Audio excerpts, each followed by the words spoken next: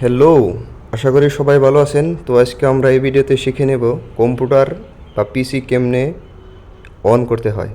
তো আমরা প্রথমে পাওয়ারের মেন সুইচটা দিয়ে নেব।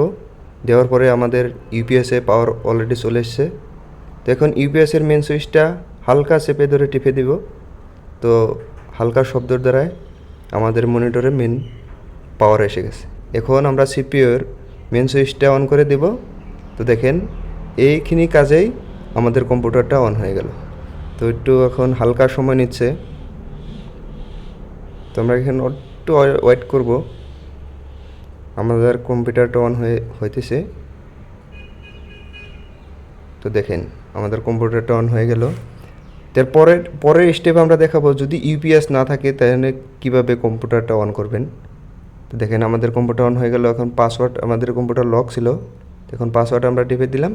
তো দেখেন আমাদের কম্পিউটারটা অন হয়ে গেল।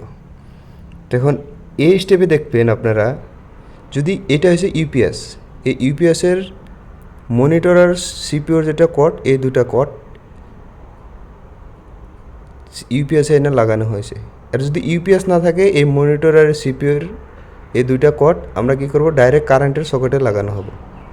তারপরে এই কারেন্টের দুইটা সকেটে সুইচ দিয়ে আমরা মনিটর বা কম্পিউটারটা আমরা অন করে নেব। এখন ইউপিএসের এটাই সুবিধা, যখন নাকি কম্পিউটার চলাকালীন যদি আমাদের কারেন্ট চলে যায়, তো আমরা কম্পিউটারে যে কাজটা করতে থাকবো সেই কাজটা আমরা সহজে সেভ করে নিতে পারবো। কারণ ইউপিএসটাই কমসে কম আমাদেরকে 15 থেকে 20-25 মিনিট ধরেই আমাদের কারেন্ট সাপ্লাই দেবে। তো দেখেন ইউপিএস থাকলে ইউপিএসে এইভাবেই সেম প্রসেসেই আমরা কম্পিউটারটা অন করে নেব। মেন সুইচটা দিয়ে দিলাম, ইউপিএসের সুইচটা এখন দিয়ে দিলাম, অলরেডি মনিটরে পাওয়ার চলে আসলো।